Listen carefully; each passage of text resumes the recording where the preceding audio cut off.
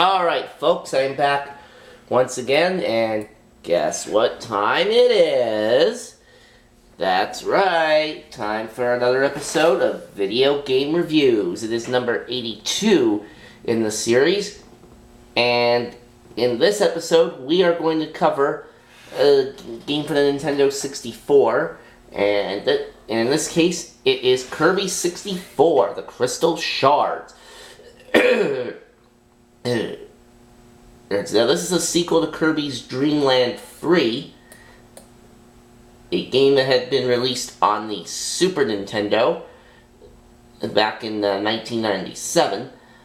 This Kirby game, though, the Kirby 64, this came out in 2000, March 2000 for the Japanese region, June 2000 for the North American region. It is also the only Kirby game to be released for the Nintendo 64. Now, it's a platformer game which plays like the previous Kirby games, where Kirby, of course, is the title character. He has the ability to inhale enemies and objects and extract their abilities, yada yada yada. Now, in this game, he travels across 6 planets, which consist of separate levels, and get the shattered pieces of a crystal, which you use to beat the game's main villain, Dark Matter. This is why it's called the Crystal Shards. Now, you have 7 different copy abilities in this game, and any 2 of them can be merged together to make a new one. Now, your 7 basic abilities are Burning, Stone, Ice, Needle, Bomb, Spark, and Cutter. Now, you only need 1 element. Now, Kirby only needs 1 element in his body to gain an extra attack. Despite this, though, copy abilities can also be merged with abilities of the same type for more powerful versions of basic abilities. In total, you get 35 abilities to combine and stand alone. Now, usually combined abilities are stronger or have added effects.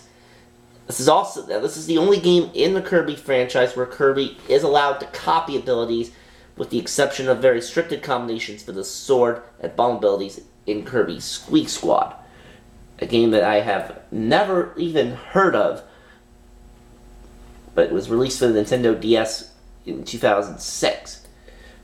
Now, there's 3 mini-games that you can play separate from the main story, and each of them can be played by as many as 4 players on the different difficulty levels: easy, medium, hard, intense.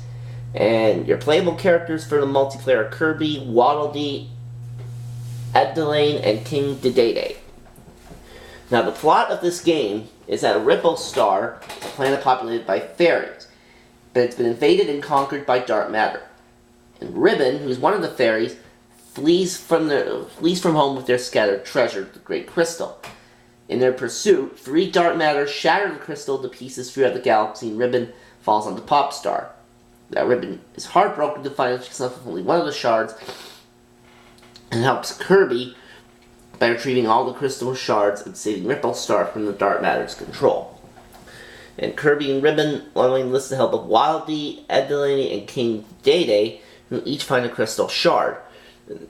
And they're attacked and possessed by Dark Matter, which forces Kirby to beat them in battle in order to save them from the Dark Matter. They continue to search for the pieces across the galaxy.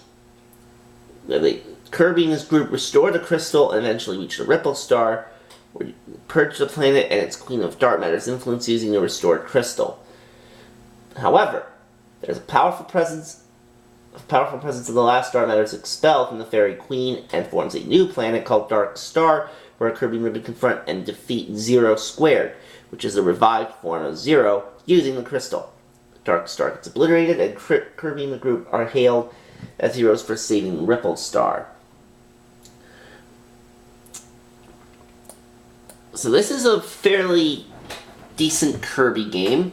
I have never tried it, but I probably should.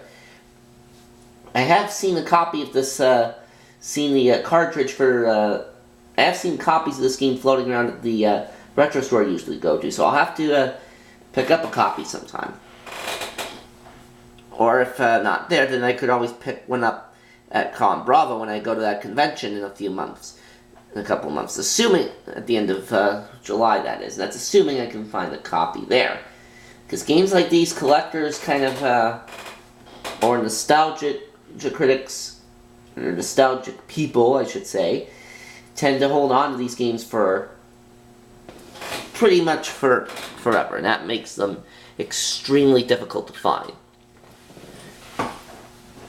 But I will try to get my hands on a copy of this particular Kirby game, even if it kills me. Because Kirby's a series that I've never really played, and I kind of want to get into it. Or at least try to get into it. Anyway, it is a pretty good game, though. I do recommend it if you're a Kirby fan. And I think that'll wrap it up for this episode. In the next one, we will cover Super Smash Bros. Brawl on the Nintendo Wii. See you for that.